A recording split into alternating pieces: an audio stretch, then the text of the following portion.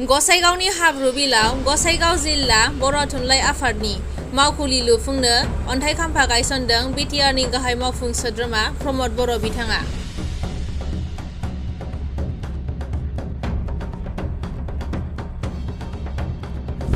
गोबाव समनिफ्राय बर' थुनलाइ आफादनि मावखुलिफोर गैयैनि जेंनाखौ नोजोर लाखिनानै थांनाय बर' थुनलाइ आफादनि बोसोरारि जथुम्मायाव आसामनि गिबि मन्त्रि डक्टर हिमन्त बिश्व शर्मा बिथाङा गासैबो जिल्ला बर' थुनलाइ आफादनो मावखुलि गायसननानै होनो खोथा होदोंमोन।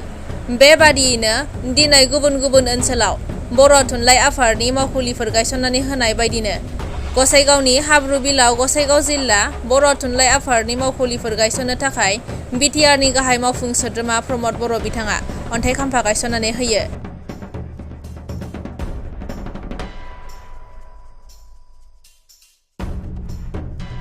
बिथांजों लोगोसे बे हाबाफारियाव मिरु बर' थुनलाइ आफादनि आफादगिरि डक्टर सुरत नार्जारि, नेहाथारि नीलकान्त गयारि, एमएलए जिरन बसुमतारि, मावफुं सोद्रोमा उखिल मोसाहारि, मिरु इउपिपिएल दोलोनि गाहाय नेहाथारि राजु नार्जारि बिथांमोनहा बाहागो लाफायो।